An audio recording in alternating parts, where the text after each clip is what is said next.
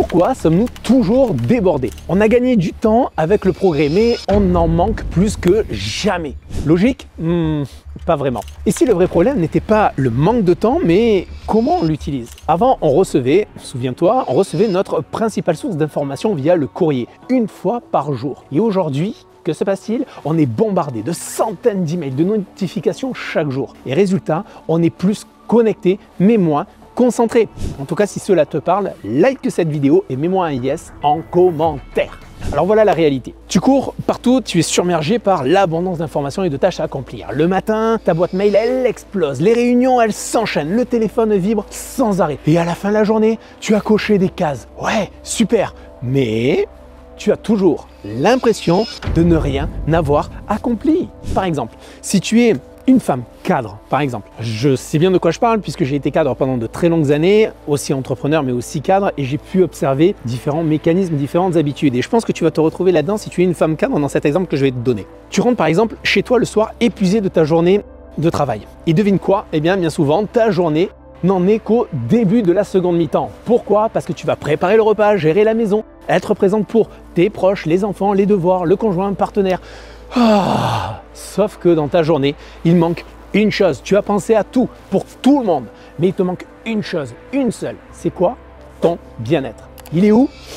Il est aux abonnés absents. Et là, il y a un impact. C'est que lorsque tu penses à toi, mais qu'en dernier, eh bien, le problème, c'est que tu commences à accumuler une charge mentale explosive. Tu accumules une fatigue permanente. Tu as zéro temps pour toi et tu as une sensation de ne jamais en faire assez. En tout cas, si tu te reconnais là-dedans, dis-moi en commentaire ce qui te pèse le plus parmi ces 4 points que je viens de te lister. Dis-le moi là en commentaire, je veux le savoir. Cela m'intéresse. Vraiment, je veux vraiment te connaître. En tout cas, si tu te reconnais dans cette situation, moi j'ai une bonne nouvelle. Je vais te la donner, c'est que tu en as le contrôle de cette situation. Ce n'est pas une question en soi de quantité de temps, mais de qualité d'utilisation que tu en fais. D'ailleurs, aujourd'hui, j'ai décidé de te partager 3 clés ultra simples parce que c'est ce que l'on veut. Il faut que ce soit facile à mettre en pratique pour pouvoir reprendre le contrôle de ton emploi du temps et bien sûr aussi éliminer le stress. Alors pour te dire tout ceci, pour te fournir ces conseils, qui suis-je pour te dire cela? Eh bien je suis Ezio Sabatini, coach, mentor et fondateur de No Statu Quo et du programme de formation Programmé pour réussir. Et ma spécialité, c'est que j'aide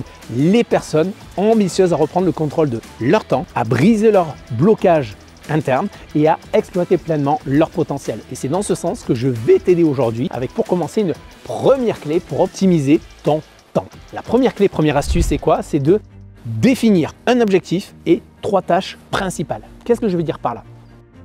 Souvent, on se perd dans une liste interminable de tâches sans savoir par où commencer. Et pire encore, la liste s'allonge. Et au fil de la journée, qu'est-ce qui se passe?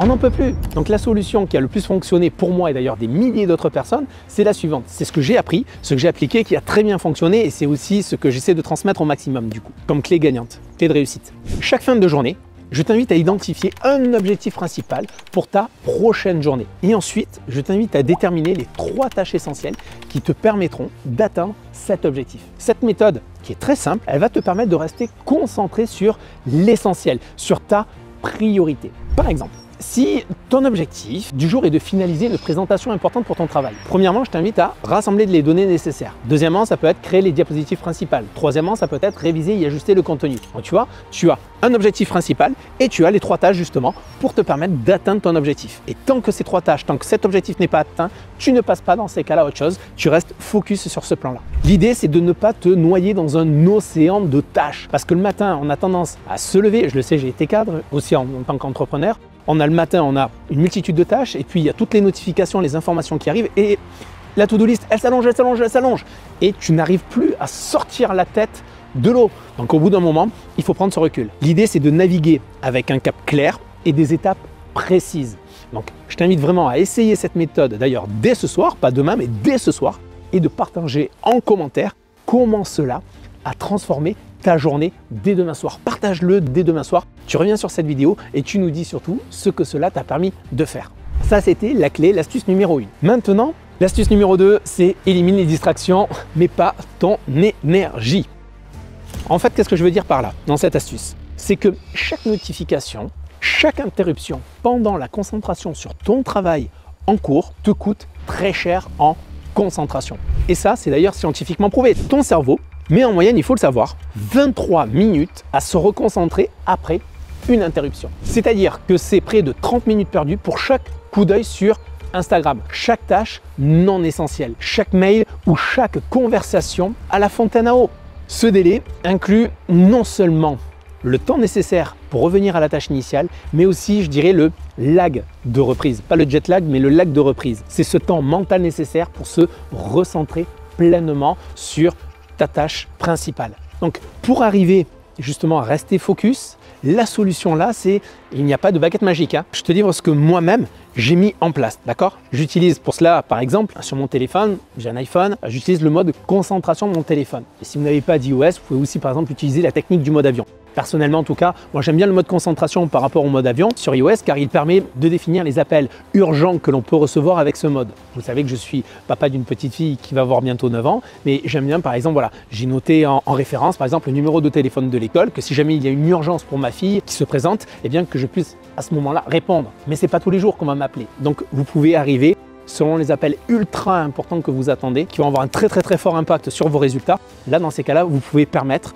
pendant ces temps de concentration, que certains appels, vous pouvez les recevoir. Et tout le reste, ça sera en attente. Je me suis rendu compte que quand tu travailles sur une tâche importante, le fait de couper toutes les notifications pendant par exemple 1h30 te permet d'être beaucoup plus efficace. En fait, pourquoi je dis 1h30? Parce que c'est ta période de forte concentration sur ta tâche à accomplir pour optimiser justement ta productivité. Tout cela, je te l'explique dans mon programme de formation Programmer pour réussir. Pendant ce temps-là, l'idée c'est de se couper de tous les mails. Pas de réseaux sociaux, pas de messages. Tu te coupes de tout. Par exemple, imagine, tu travailles sur un dossier crucial.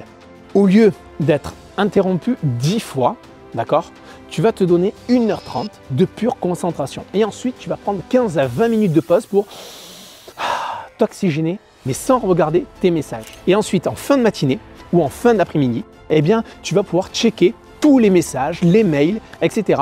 Comme si le courrier à la boîte aux lettres venait d'être livré. Un petit peu comme avant. Tu te souviens de ce que l'on a vu en introduction. Qu'est-ce qui va se passer à ce moment-là? Eh bien, tu auras pu avancer avec plus d'efficacité en étant focus sur ton projet et tu n'as même pas de messages justement qui sont venus perturber ta concentration. C'est simple et c'est efficace, j'adore parce que généralement quand on va se lancer sur une tâche qui est importante, si jamais tu as le malheur de regarder certains mails ou certains messages, eh bien peut-être que tu vas prendre une nouvelle qui va te mettre en état de stress, d'anxiété et donc tu ne seras pas autant efficace et autant absorbé par ton travail. Donc ta tâche principale, ton objectif du jour est ta priorité et le reste, ensuite tu vas pouvoir le traiter. D'accord? En tout cas, moi j'aborde, comme je te l'ai dit, cette méthodologie complète dans mon programme Programmer pour réussir. Si tu veux plus de détails, je t'invite à le découvrir sur mon site internet.